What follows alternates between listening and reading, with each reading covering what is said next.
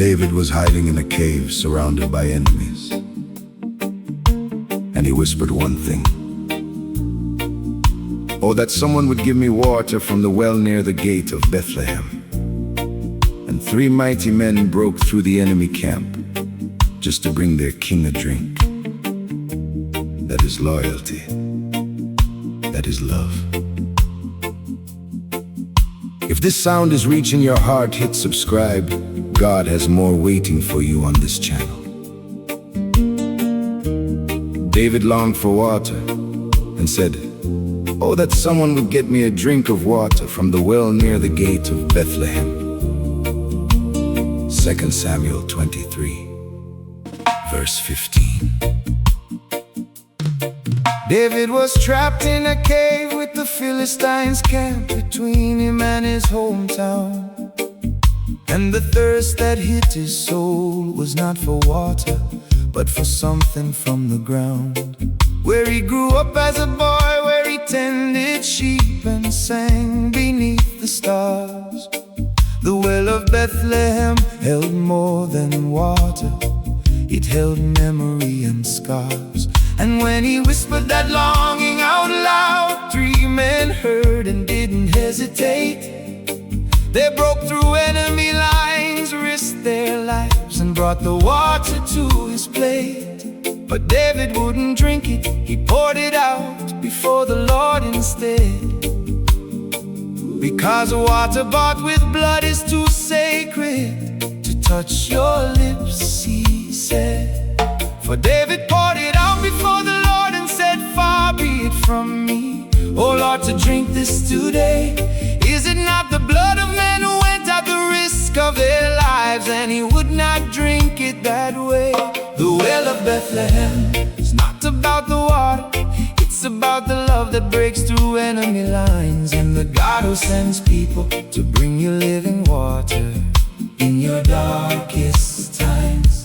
The well of Bethlehem, someone broke through the enemy just to bring me a drink today. Well of Bethlehem, love that risks everything and doesn't walk away. 3 men through the Philistine camp with swords drawn for 1 cup of water from home. The well of Bethlehem, I have never been alone.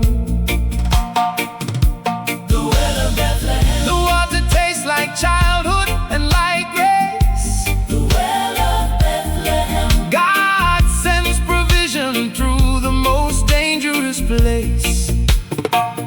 What the enemy surrounded and blockaded, thinking no one could break through. The well of Bethlehem, love found a way to get to you. Jesus stood in the temple on the last great day and cried out loud for all to hear. If anyone is thirsty, let him come to me and drink. The living water is here. The woman at the well came for ordinary water and left with a spring inside her chest. And the well that Jesus offers never runs dry and puts every thirst to rest. Your Bethlehem well might be behind enemy lines, but God has mighty men and women on the way, breaking through every barrier to bring you what you need today.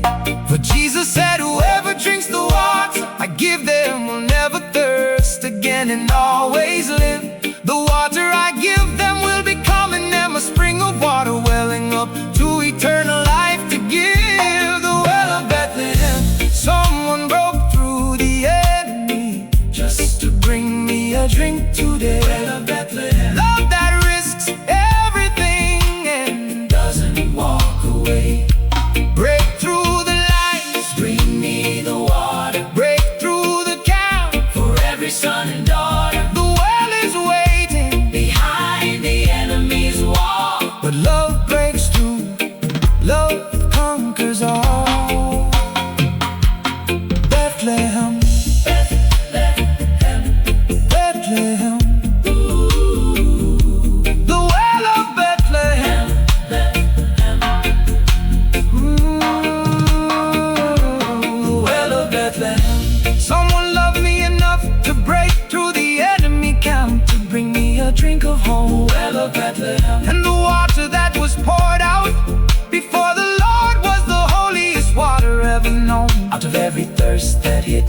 soul. When the enemy was camped between me and my provision, out of every longing for the place where I grew up, the place that held my original vision. Out of every moment I whispered a need so quietly, I didn't think anyone would hear. God sent mighty warriors through the enemy lines with water, and they said, we are here. The Well of Bethlehem. David's men broke through, and Jesus stands at the well saying, drink. The Well of Bethlehem. And the provision that love delivers is closer than you think. The Well of Bethlehem. The Well of Bethlehem. Love breaks through. Love breaks through.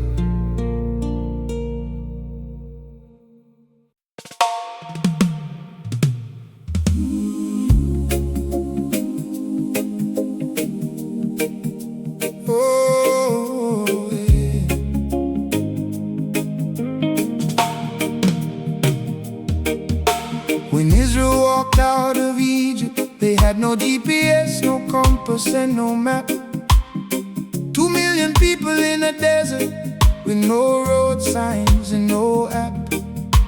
But God didn't leave them guessing which direction they should go. He sent a pillar of cloud by day and a pillar of fire to glow. The cloud moved and they moved. The cloud stopped and they stopped right where they stood. And the guidance of God was visible, tangible and understood. You are walking through a desert right now, and you don't know which way to turn. But the same God who led Israel with the cloud as a pillar for you to discern.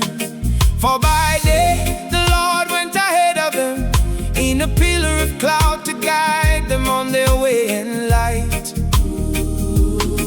And by night in a pillar of fire to give them light, so they could travel by day or night.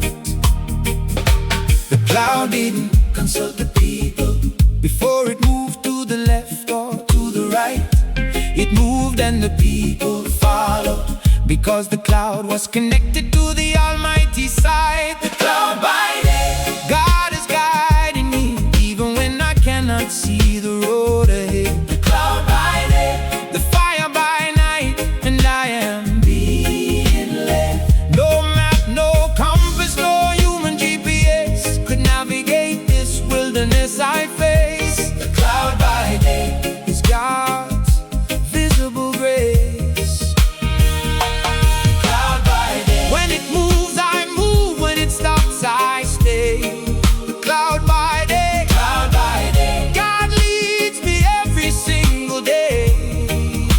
Whoa, what my confusion called being lost, God calls being guided by the cloud. The cloud by day, His direction is speaking loud. Sometimes the cloud stayed for a day, and sometimes it stayed for a month or a year.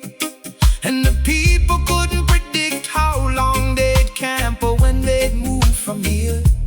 But the discipline of following the cloud taught Israel something that no school could teach.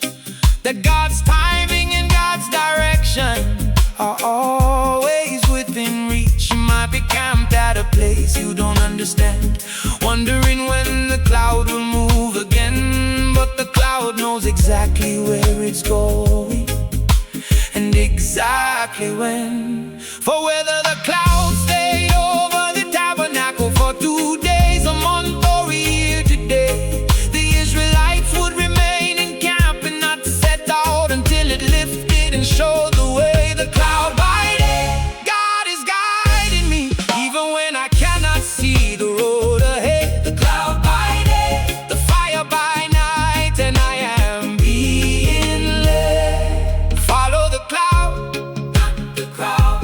Follow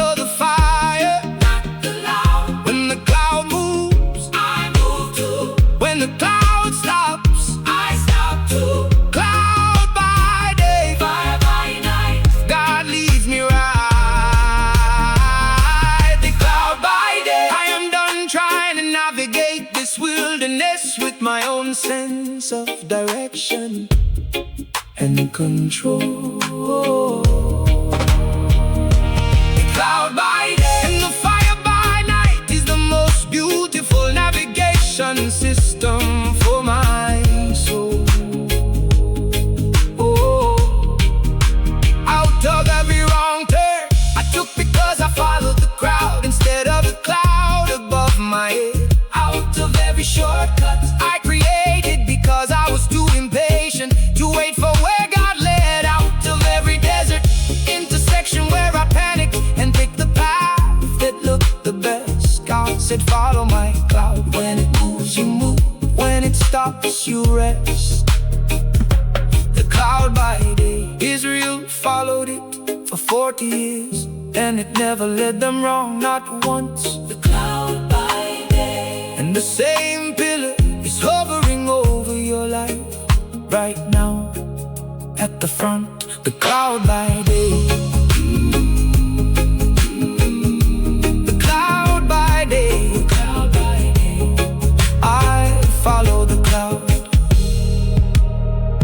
I follow the cloud.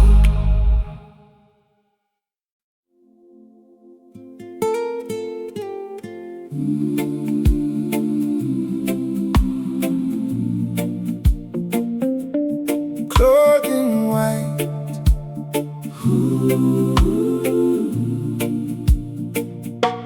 I used to wear the clothes that shame picked out for me each morning when I woke. A coat of guilt with buttons made of failure and a collar made of smoke. The outfit of the broken is designed to make you feel invisible and small. And the wardrobe of the wounded has no mirror hanging on the wall. But God walked into my closet and pulled out something I had never seen before. A garment white as snow without a stain, pressed perfect, folded at the core. He said, take off what the world dressed you in and put on what I made for you. Clothed in white, righteous, clean and completely new. For they will walk with me dressed in white, for they are worthy of this dress I give. And the one who is victorious will like them be dressed in white and forever live. The white garment is not earned by performance or by scrubbing stains for years on end. The white garment is a gift from the Lamb, whose blood made every stain descend. Clothed in white, God stripped the shame and dressed me in His righteousness today. Clothed in white, and every stain has been completely washed away. Not gray, not off-white, not cream, but white as snow without a single mark. Clothed in white, I am no longer walking in the dark. Clothed in white, the wardrobe of heaven has my name inside. Clothed in white, and the garment of God is my pride. What shame dressed me in every morning, God undressed and threw away. Clothed in white, and I'm wearing heaven's finest today.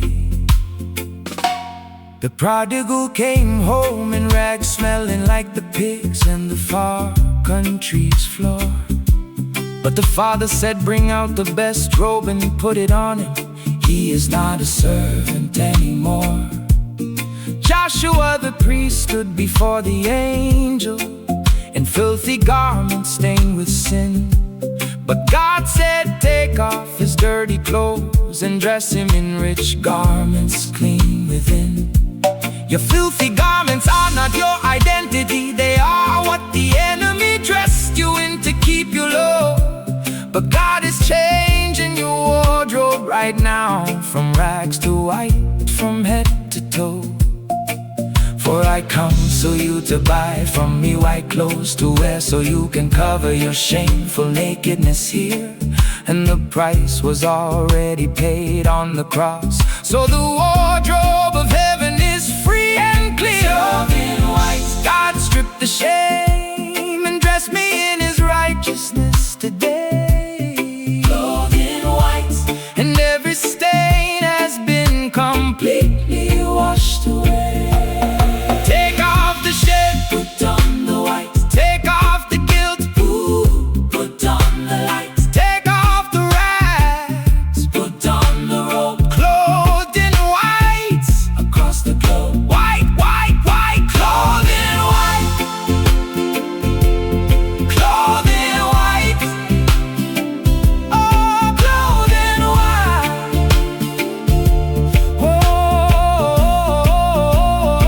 Oh, clothed in white. I am standing in the wardrobe of heaven, and every garment has my name stitched on the tag. And the rags I wore for years are in the trash with every other flag. Out of every morning I dress myself in shame before I put on my actual clothes. Out of every outfit of guilt I wore underneath my shirt that nobody else knows. Out of every filthy garment I couldn't take off because it felt permanently sewn to my skin. God said, take it off, I have white garments waiting, and the new wardrobe begins. Oh, clothing. The prodigal got a robe, Joshua got clean garments, and I am next in line. Clothing. The white and the righteousness I'm wearing is not mine, it is divine. Clothed in white, clothed in white. I wear heaven's robe. I wear heaven's robe.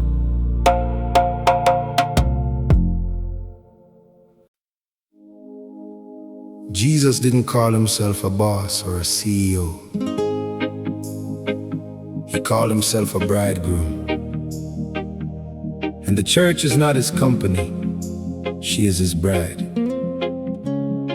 He's coming back for the one He loves, and He wants you ready. You're still here, and that's not by accident. Subscribe and let God finish what He started in you today. Let us rejoice and be glad and give Him glory, for the wedding of the Lamb has come, and His bride has made herself ready. Revelation 19, verse 7. There is a wedding being prepared in heaven that no earthly planner could design. The decorations are made of glory, and the wine is sweeter than the finest wine. The groom is the King of Kings, and He has been preparing the venue since before the world began. And the bride He is coming back for is not a building or a program, but a people and a plan. He left to prepare a place, and He promised He would return for the one He loves the most. And the anticipation of the wedding is the heartbeat of heaven's host. Every angel is setting tables, every saint is pressing robes for the day when the bridegroom returns for his bride, and He takes her breath away. For the kingdom of heaven is like a king who prepared a wedding banquet for his son that day. And the invitation to the wedding feast is going out to everyone along the way. The bridegroom is not delayed, He is preparing and perfecting every single last detail. And the wedding that is coming will make every earthly ceremony look pale. The bridegroom is coming back for the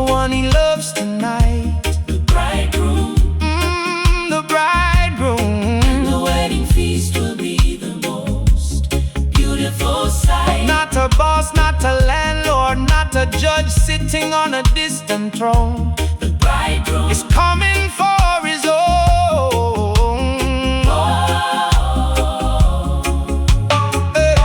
The bridegroom, the venue is heaven and the table seats the world. The bridegroom is coming for every boy and girl. What earthly love could never promise, the bridegroom guarantees with his blood. The bridegroom and his love is an uncontainable flood. The 10 virgins waited for the bridegroom. 5 were wise and 5 were not prepared. The wise ones kept their lamps full of oil because they knew the bridegroom cared. And at midnight the cry rang out, here's the bridegroom, come out to meet him now.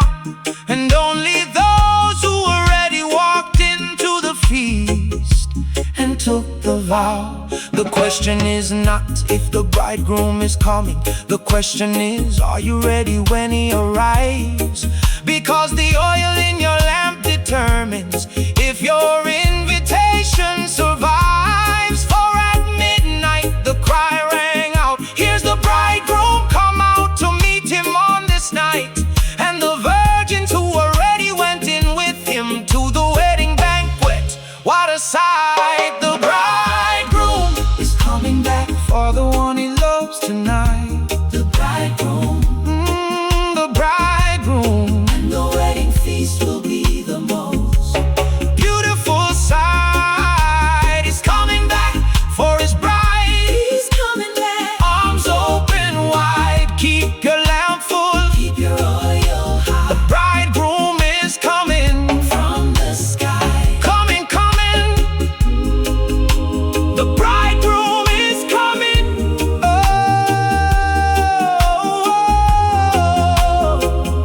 Oh, yeah. Hey.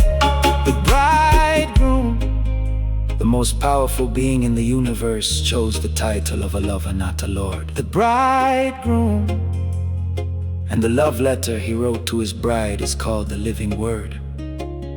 Out of every relationship where I was abandoned at the altar and left standing there alone, out of every promise that was broken by a human voice that claimed love as its tone, out of every wedding I watched from the sidelines, wondering if anyone would ever choose me. The bridegroom said, I chose you before the world existed, and my wedding is the key. The bridegroom, The 10 virgins teach us to stay ready, and the feast teaches us to stay fed. the bridegroom, Is coming back, and the greatest love story is still ahead.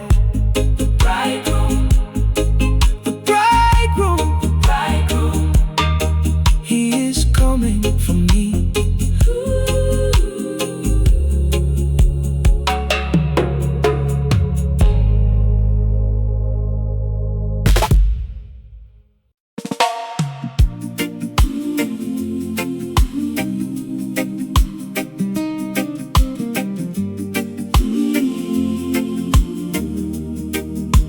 Oh no no no, oh no no. The olive branches.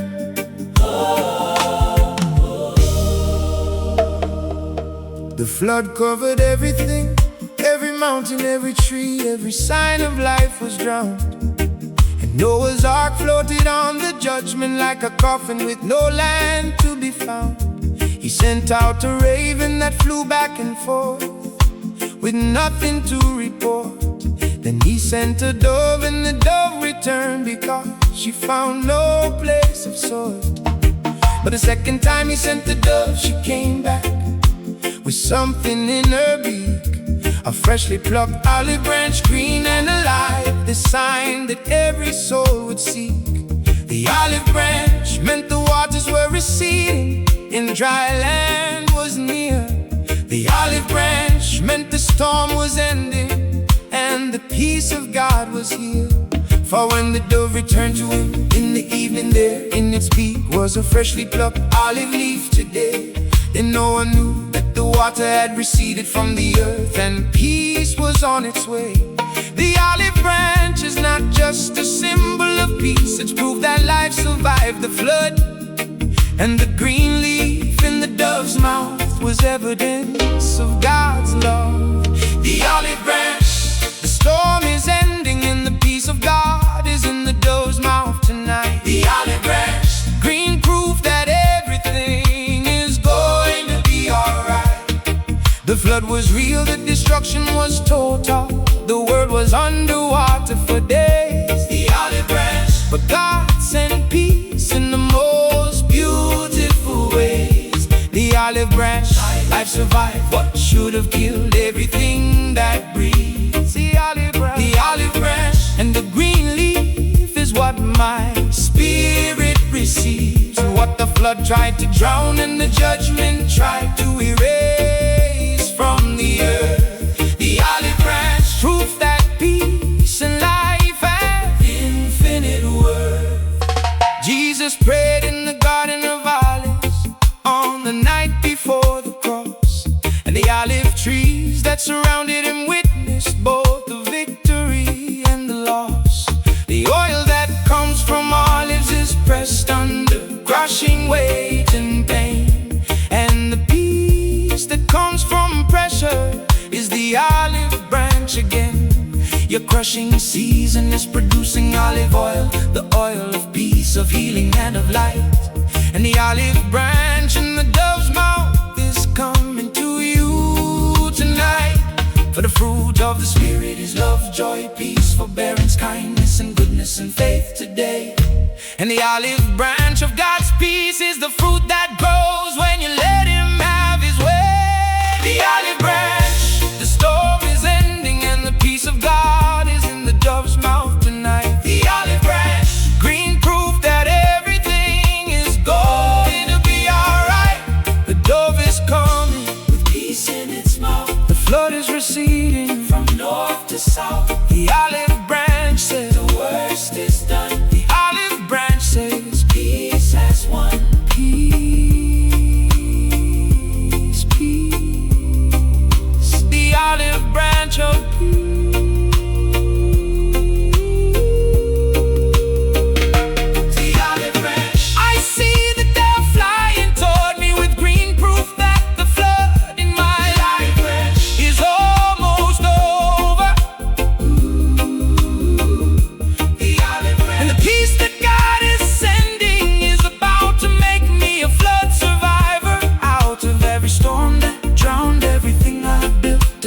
Floating on the wreckage alone, out of every judgment season where the waters covered every milestone and every stone, out of every flood that made me wonder if dry land even existed anymore at all. God sent a dove with an olive branch and said the waters are receding, stand tall. The olive branch, Noah waited and the dove returned and peace was green and alive. The olive branch, and the same God who ended the flood is ending your storm so you can thrive. The olive branch, the olive branch, peace is coming.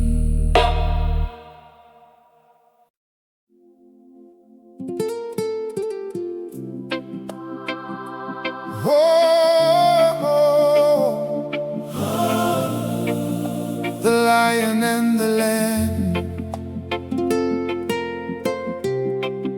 the lion and the lamb.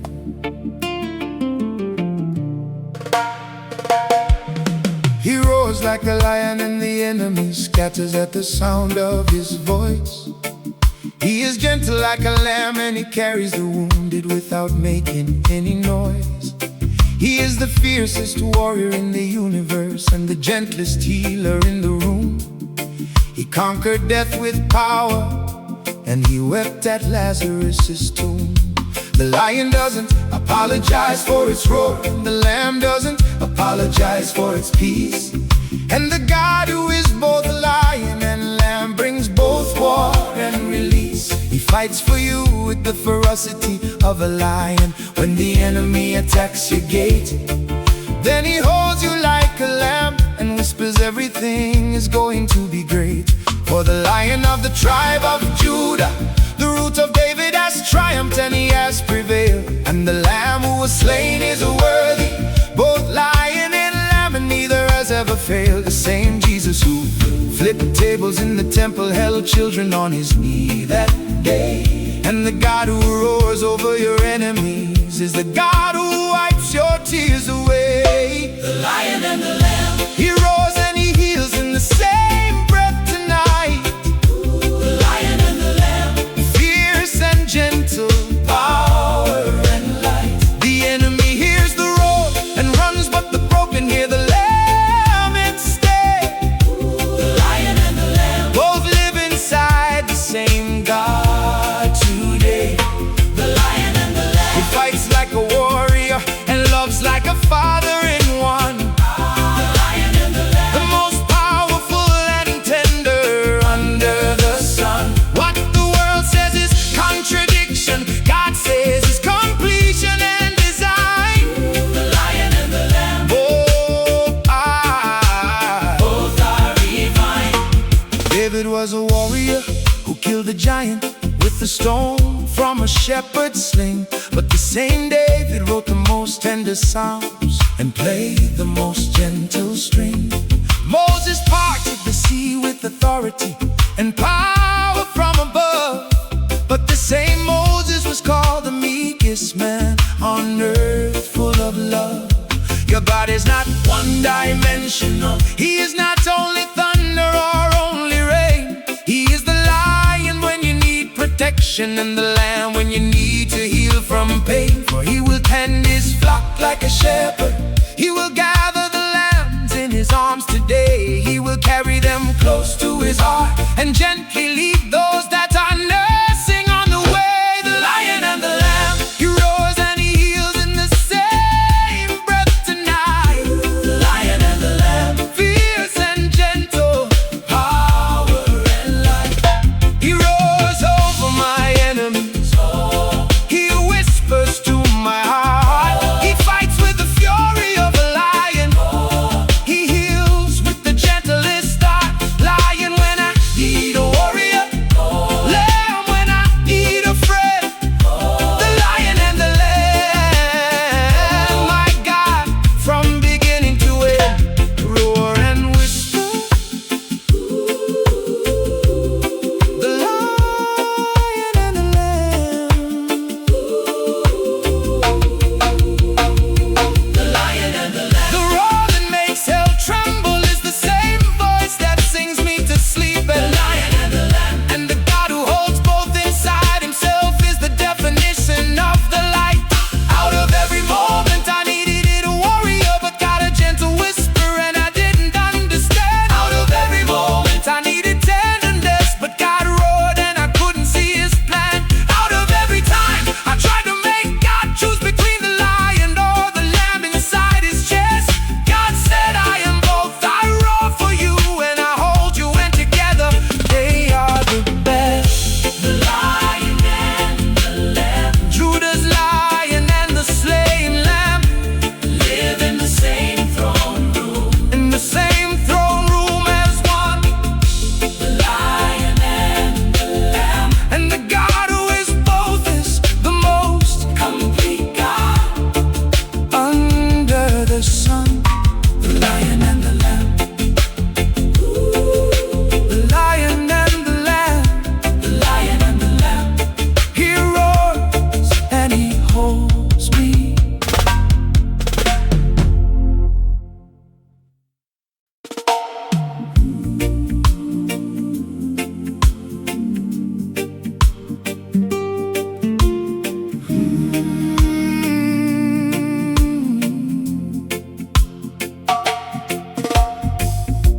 The grape doesn't become wine by sitting on the vine looking pretty in the sun. It becomes wine by being crushed and pressed until the transformation is done. The wine press is not a punishment, it's It's the process that extracts the treasure hidden inside.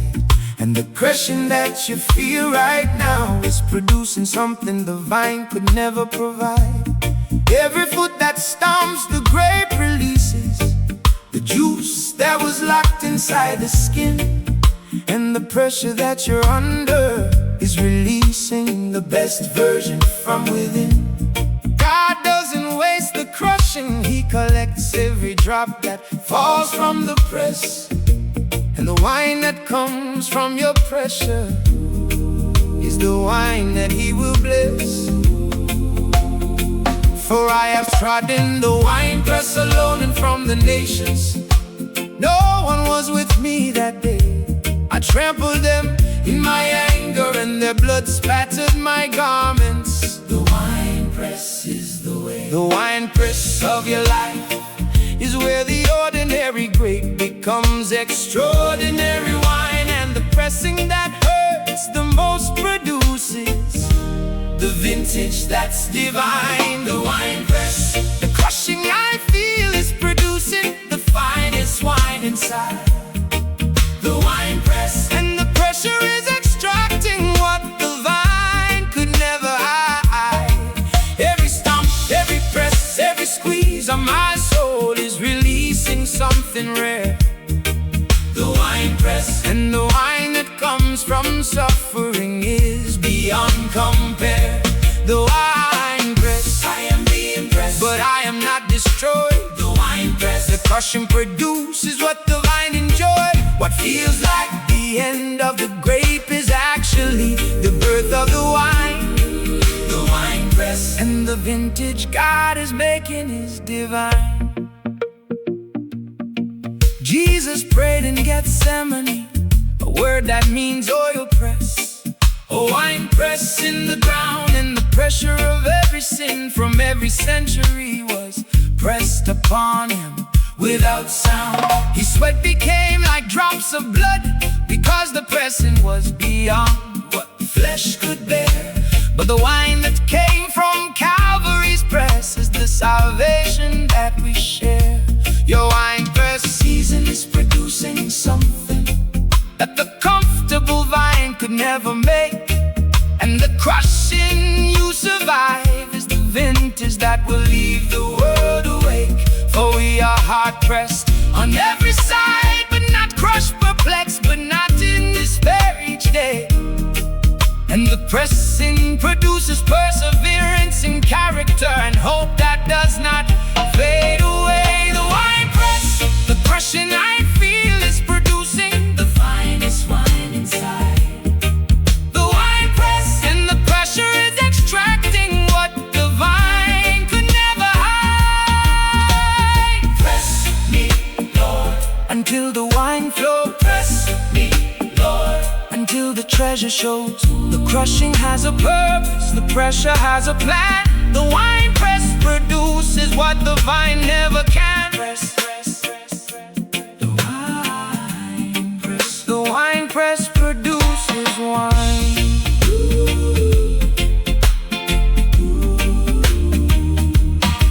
The wine press, I am standing in the press, and the juice of everything I was meant to become is flowing. The wine press, and the wine that God is collecting from my crushing is the finest ever showing. Out of every season where the pressure felt like it would flatten me into nothing but hope. Out of every crushing moment where I wanted to escape the press and run from every goal. Out of every stomp on my soul that I thought was destruction disguised as discipline, God said the wine I am making from your pressing will be served at the wedding of the King. The wine press, the wine press, my crushing produces wine.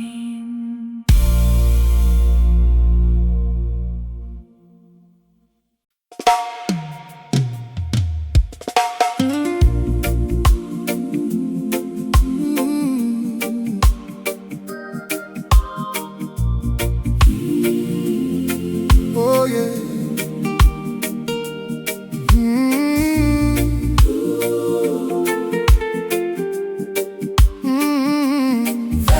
Vessels of honor. In a large house there are vessels made of gold and silver shining on the shelf. And there are vessels made of wood and clay, sitting lower by themselves. Some are for special purposes, clean and polished, set apart for the master's hand. And some are for common use, ordinary vessels in ordinary land. But the difference between a vessel of honor and a vessel of common clay is not the material it's made from, but the cleansing it received along the way.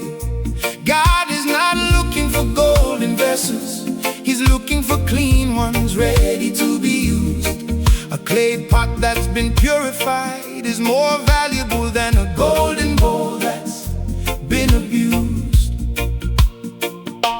For in a large house there are articles not only of gold and silver, but of wood and clay as well. Some are for special purposes and some for common. And the cleansed vessel will excel. If anyone cleanses himself, he will be an instrument for special purposes, made holy, useful to the master, and prepared to do any good work. And solely Vessels of honor. cleansed and set apart for the master's use today. Vessels of honor. Common clay, transformed in every way. Not gold, not silver, not the most expensive material on the shelf. Vessels of honor. A clean clay pot chosen by God Himself. Vessels of honor. Useful to the master, Ready for the call. oh, Vessels of honor. prepared for good work. Standing tall. What the world measured by the material, God measures by the purity inside. Vessels of honor. Clean and qualified. Gideon said, I am the least in my family, and my clan is the weakest in the tribe. But God chose that common vessel and poured His anointing deep inside. Mary was a teenage girl from Nazareth, the most ordinary vessel on the earth. But God chose that common clay to carry the Savior, give Him birth. You don't need to be golden to be chosen, you need to be clean and willing to be filled. Because the vessel of honor is not the most expensive, it's the most God-willed. For God chose the foolish things to shame the wise, and the weak things to shame the strong today. And the lowly things of this world and the despised things God chose in every way. Vessels of honor. Cleansed and set apart for the master's use today. Vessels of honor. Common clay, transformed in every way. Cleanse me, Lord, Make me useful. cleanse me, Lord. Make me fruitful. I don't need to be gold, Just need to be clean. a vessel of honor. For the King to be seen. Vessel, vessel, I am a vessel of honor. Vessels of honor. I am a clay pot on a shelf in a large house, and the master just reached for me. Vessels of honor. Not because I'm golden, but because I'm Clean and available and free. out of every moment. I compared myself to the golden vessels on the higher shelf and felt small. Out of every season I thought God needed expensive containers and would never use me at all. Out of every identity crisis where I looked at my clay material and said, this isn't enough, God said, I don't need gold, I need clean. And you're willing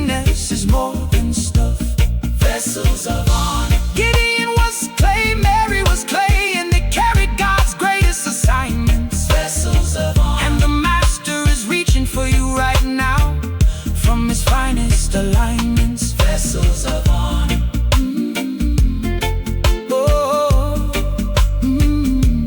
Vessels of honor. I am clean and ready.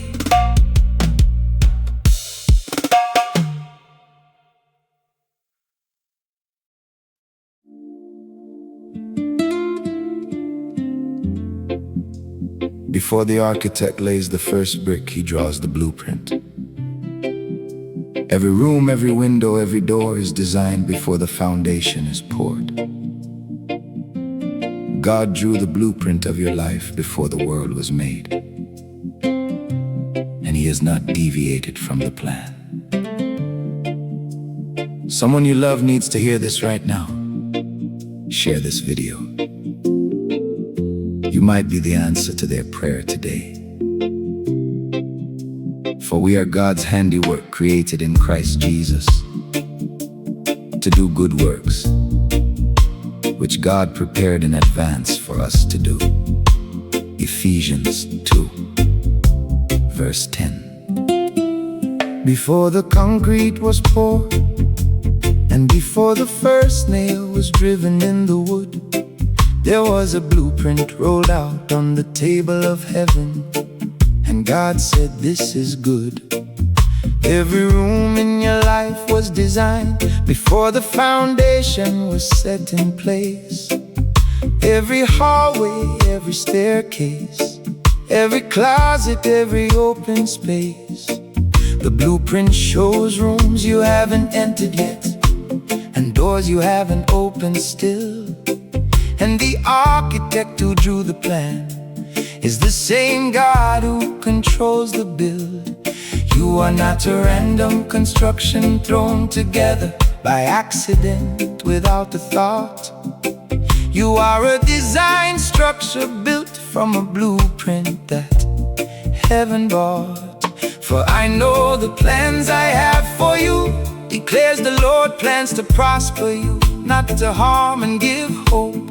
Plans for a future that was blueprinted before the first day of the world's scope. The blueprint is not a suggestion, it's the architectural plan of the Most High.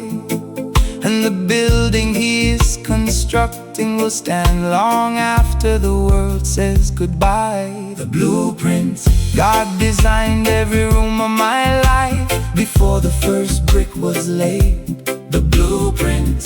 And the plan He drew has never been delayed. Rooms I haven't seen yet, hallways I haven't walked, doors I haven't found. The blueprint covers every square inch of my ground. The blueprint, the architect is building and the plan is in his hand. The blueprint and the structure he designed will forever stand. What I call chaos, God calls construction in progress with dust on the floor. The blueprint and the finished building will be worth waiting for. Solomon built the temple from a blueprint that David received from God's own hand. Every measurement, every material, every placement was divinely planned. And when the temple was finished, the glory of God filled the building like a cloud so thick that the priest couldn't stand to minister, because the presence was the final brick. Your life temple is under construction, and the blueprint is being followed to the line. And the glory that will fill you when it's done will be the most divine. For unless the Lord builds the house, the builders labor in vain, and their work has no weight. And the blueprint that God drew is the guarantee that the house He builds will be great. The blueprint. God designed every room of my life before the first brick was laid. The blueprint and the plan He drew has never been delayed. Trust the blueprint, trust the plan, trust the architect, trust His hand. The building isn't done, but the plan is complete. complete. The blueprint says victory, not defeat.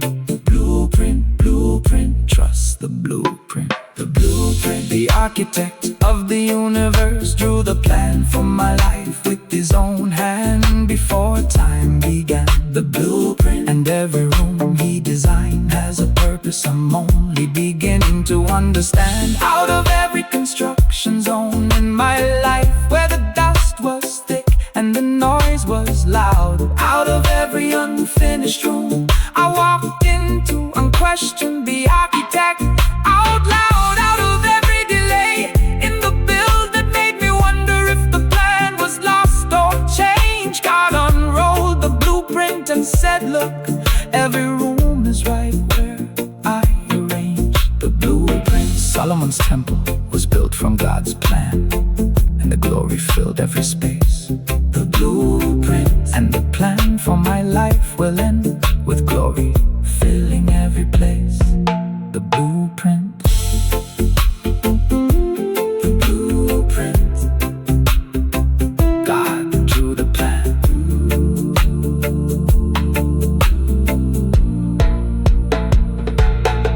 God drew the plan.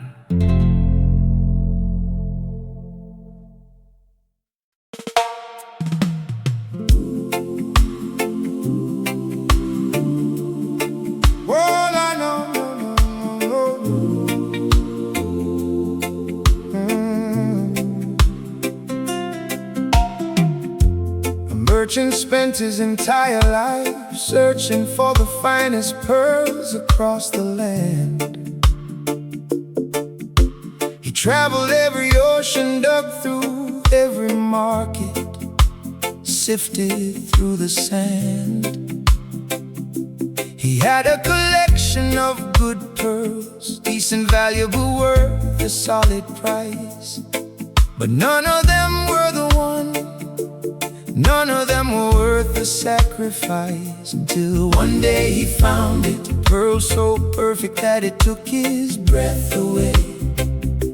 And he went home, sold everything he owned, and bought it that same day. He didn't negotiate, he didn't hesitate, he didn't ask for a payment plan. He sold the house, the car, the savings, because the pearl was worth more than any man. For the kingdom of heaven is like a merchant looking for fine pearls today. When he found one of great value, he went away and he sold everything to pay. The pearl of great price is not found by the casual browser in the aisle. It's found by the one who has been searching with everything for a while. The pearl of great price, I found the one thing worth giving everything for tonight. The pearl of great price, and I sold it all without putting up a fight. Not one of many, not an option in the catalog or on the shelf. The pearl of great price is the kingdom of God himself. The pearl of great price, worth more than the house, the car, the career. The pearl of great price, the most valuable thing I hold dear. What the world calls foolish, selling everything for one invisible thing. The pearl of great price is the treasure of the king. Moses chose to suffer with the people of God rather than enjoy the pleasures of the palace hall, because he found the pearl of great price and everything else seemed small. Paul said, I consider everything a loss compared to the surpassing worth of knowing Christ. And the man who had every credential threw it all away for the pearl of great price. The pearl is not a religion, not a ritual, not a Sunday morning attendance card. The pearl is relationship with the living God, and it costs you everything in your yard. For what good is it for someone to gain the whole world yet forfeit their soul today? Oh, what can anyone give in exchange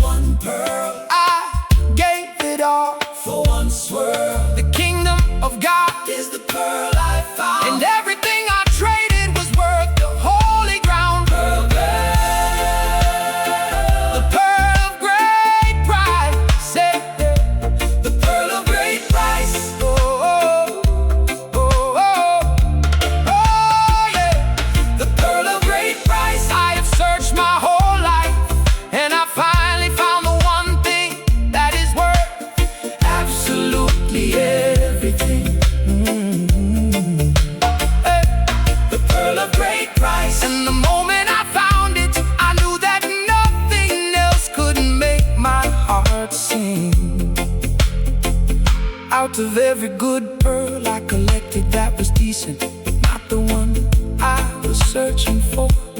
Out of every valuable thing I held on to, thinking it was the treasure, but it wasn't the core. Out of every compromise where I settled for a cubic zirconia instead of the diamond from above, God showed me the pearl of great price, and I sold everything for love. The pearl of great price. Moses sold Egypt, Paul sold his credentials, and I am selling everything today.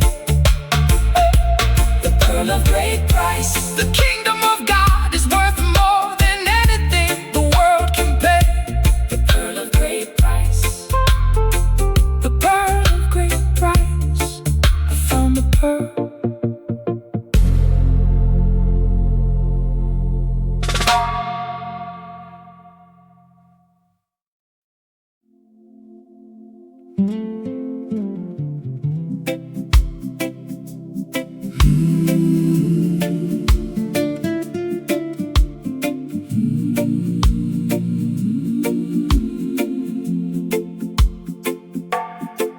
There is a medicine that no pharmacy carries on its shelves or in its stock.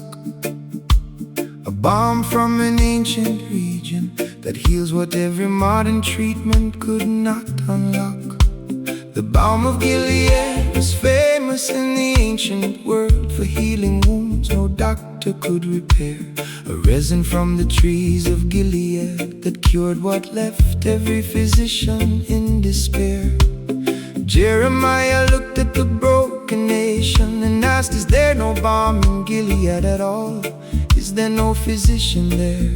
Why then is there no healing for the wound of my people's fall? The answer was not that the balm didn't exist, it was that the people refused to apply. And the healing that was available was rejected by those too proud to cry. For is there no balm in Gilead? Is there no physician there? Then why is there no healing for the wound of my people? Jeremiah cried, and the answer was revealing. The balm exists, the physician is present, and the healing is within reach today. But the wound that refuses the medicine is the wound that will never go away. The Balm of Gilead. There is a medicine for every wound that has no human cure. The Balm of Gilead. The healing is ancient and the remedy is pure. What the hospital couldn't fix and the therapist couldn't reach inside my chest, the Balm of Gilead heals the wound that every other treatment missed. The Balm of Gilead. The physician is present and the medicine is here. The Balm of Gilead. Apply it and the healing will appear. What modern science has no answer for, the ancient balm is known for centuries long. The Balm of Gilead, the oldest medicine and the strongest song. Jesus is the Balm of Gilead, the physician who heals the soul and not just the skin. He doesn't need a prescription or a scan to see the sickness deep within. He healed the blind with mud and spit. He healed the leper with a single touch. And the Balm of Gilead doesn't need technology to do very much.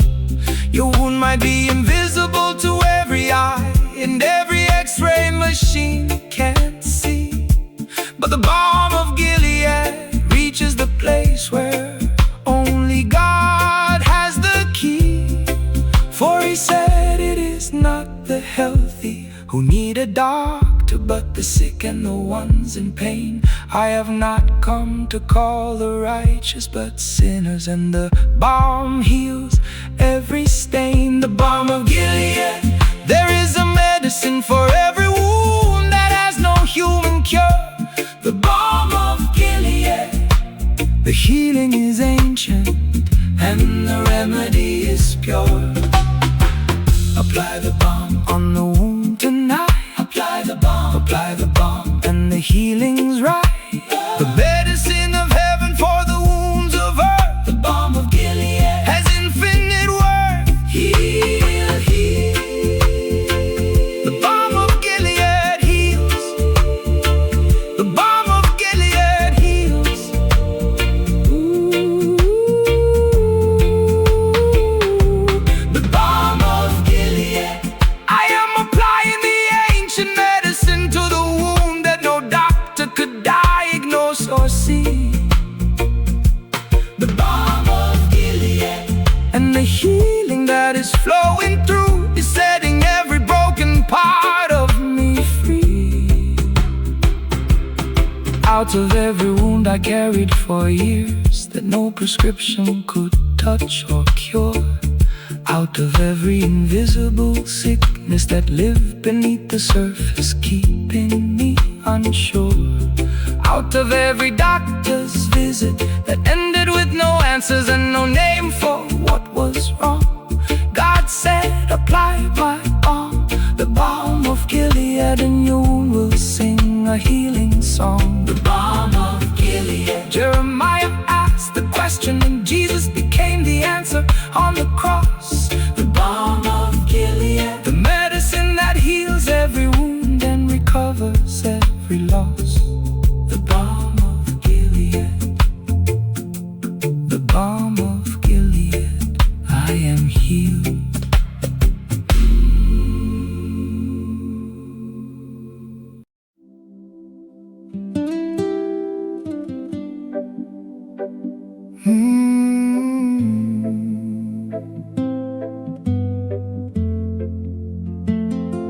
The wind came and pushed me from the left, and then the storm came from the right.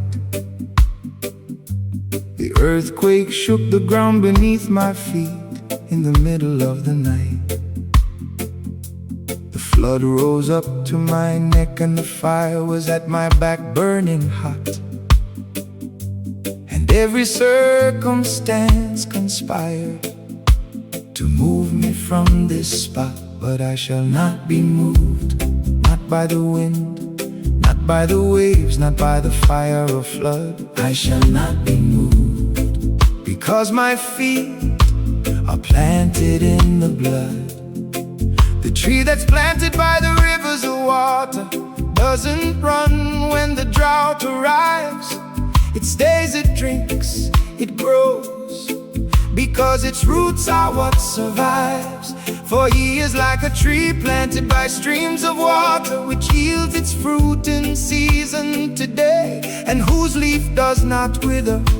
Whatever they do prospers in every single way. I shall not be moved, not because I'm strong, but because I'm planted in the right place. And the right place is in the presence of God, anchored by His grace. I shall not be moved, planted by the river, rooted in the rock, standing in the storm. I shall not be moved, no matter what comes in any shape or form.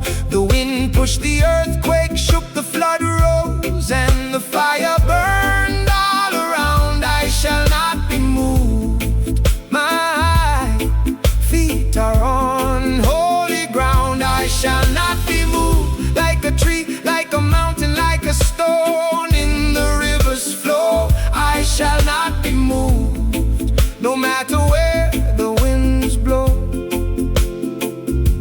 What the storm expected to uproot and the flood expected to carry away, I shall not be moved.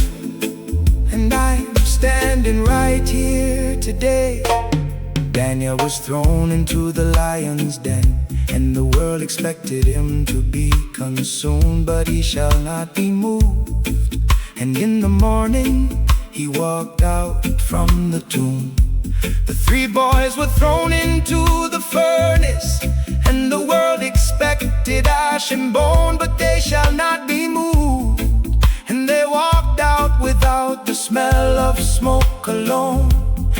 You will face dens and furnaces and floods and earthquakes in this life. But the one who is planted in God shall not be moved through any strife. For God is within her, she will not fall, and God will help her at break of the day.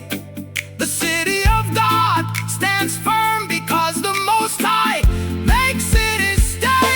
I shall not be moved, planted by the river, rooted in the rock, standing in the storm. I shall not be moved, no matter what comes in any shape or form. I shall not be moved by the diagnosis. I shall not be moved by the crisis. I shall not be moved by the doubt or the fear. I shall not be moved because God is here. Not moved, not shaken. Oh, I shall not be moved.